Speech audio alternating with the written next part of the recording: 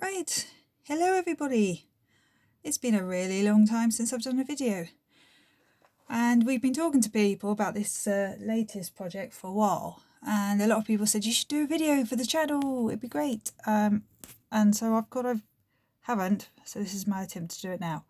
If Alan was doing this, he'd give you all the technical jargon. I have no idea, so you're just going to have to cope with my muddling through. So out there in the garden, there, oh, snowy stuff, are 2 solar panels.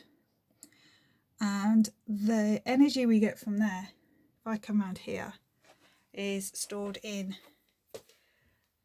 said battery. And we now have 2 little screens here.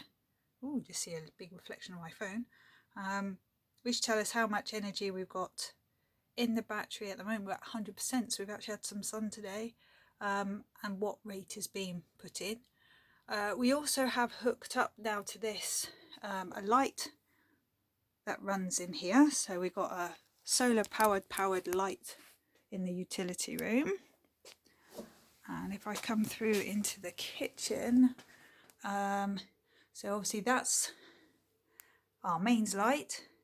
That is a light that actually gets powered from the battery stored in the power stored in the battery, and we can switch that on from here. One bright light. Alan has also since bodged together some lights for in here, which again has a switch, and they're run from the solar panel. So in the lounge and the kitchen now, we don't actually have to use mains lights for anything, which is quite exciting.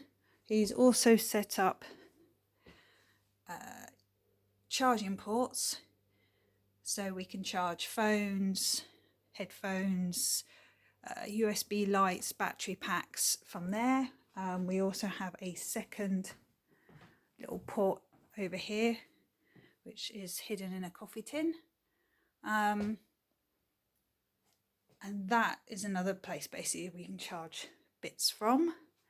So we also have invested in a load of these kind of USB, 2 different sizes, USB motion sensor lights, and we have them dotted around the house as well. And again, they get charged off of there, so that's all charged from power stored in the battery from the solar panels. And we have them dotted around the house. So let me take you on a little tour. Bear with me as I move around the house. Right, so as mentioned, we have 1 motion sensor light by the door, and we have 1 placed at the bottom of the stairs. So that means again we don't actually have to turn the mains lights on in the hallway as you go up the stairs.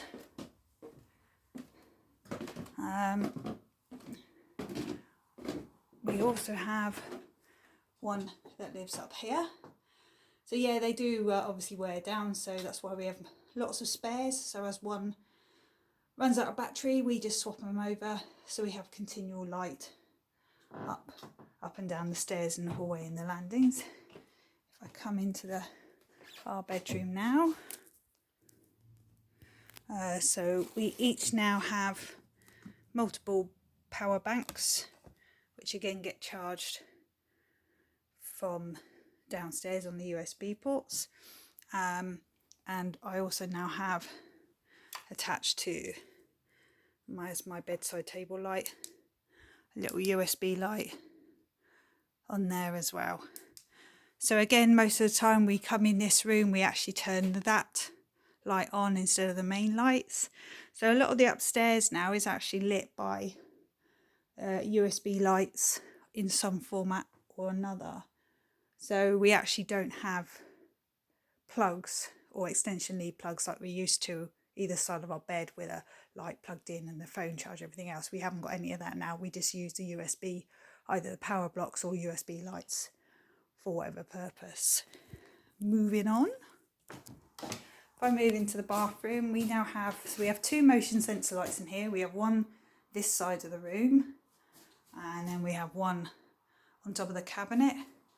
And then we also have this light here, which is similar to the one in the bedroom, which again is USB, runs off a battery power pack. Depending which power pack is in, you either have to switch it on off from there, or if it's one with a power pack that's got its own on off switch, then we use that as well. So that's the bathroom lit. So realistically now, most of the house of an evening we can sit here and light using either ones that are wired into the battery system via the fuse box for that directly, or USB chargeable lights as well. So it's a mixture of the two. Also, just a small side note, we have a little bit of carpet in the house. As you can see, it's like the only bit of carpet we have, just on that landing and the top step.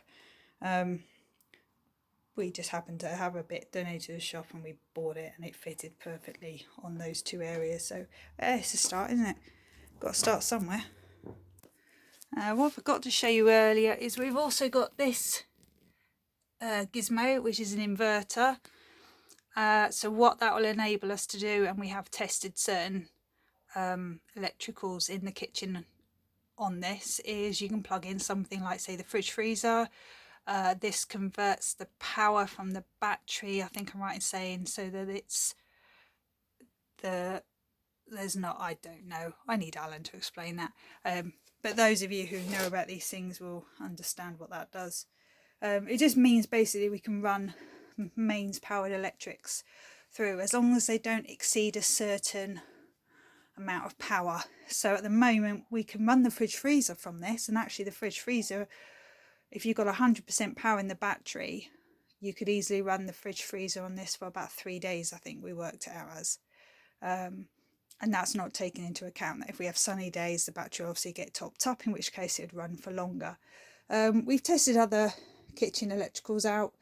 Realistically, to run things in there on the solar, we need to add a few more solar panels and get a higher powered converter, inverter, and more battery. But that's something we will do at some point. This is kind of like the first part of our journey into solar power and having like a self-sufficient power source.